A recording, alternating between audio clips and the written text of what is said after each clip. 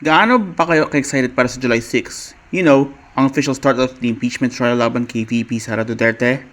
Let's be real, kung tatanungin ang karamihan sa inyo, mas gusto nyo na lang malaman ang final outcome at ang ending kaysa maupo at panoorin ang buong marathon ng mga yan sa Senado, di ba? At pagdating sa panonood, asahan natin mas tututok ang mga tao sa mainstream media coverage. Ngayon, pag-usapan natin ang numbers at hulaan ang laro. Tignan natin ang ating May 2026 baseline data. After a month, grabe ang craziness at teleserye sa loob ng Senado, right? Dahil sa mga bagong liderato, ang conviction column ay biglang lumobo at umakyat sa 10. Ang acquittal naman, gumalaw lang ng content at naging 5. It's Chicken Little by the way.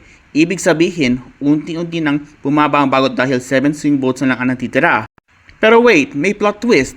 Dahil kailangan ng 2/3 of the vote para ma-convict si Mary Chris Piatos, ang magic threshold na yan ay medyo nanganganib ngayon. Bakit? Kasi may dalawang senador ang kasukuyang may matitinding legal troubles. Ang isa, may mainit-init pang ICC warrant of arrest, habang ang isa naman ay naipit sa issue ng controversial na flood control funds. Magugulo ba ang botohan dahil dito? Kung ang mga respondents natin ang gagawing senator judges, gaano ba siya guilty sa mga charges ng House? Let's break it down. Articles 2 and 3, unexplained wealth and debt and bribery. Dito, napakalinaw. Sigaw ng respondents, guilty as charged. No doubt may resibo para sa kanila. Articles 1 and 4, RE confidential funds and death threats against the president. Dito naman, medyo nag-aalangan pa sila.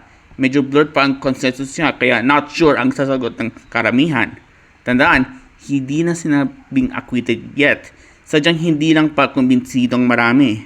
So, abangan natin ang susunod na monthly Sentry survey. Sa ngayon, hindi ko pa ma-measure ang credibility ng mga witness kasi mismo linggo ng trial ang deployment ng survey. Abapagan ang susunod na update, like and subscribe.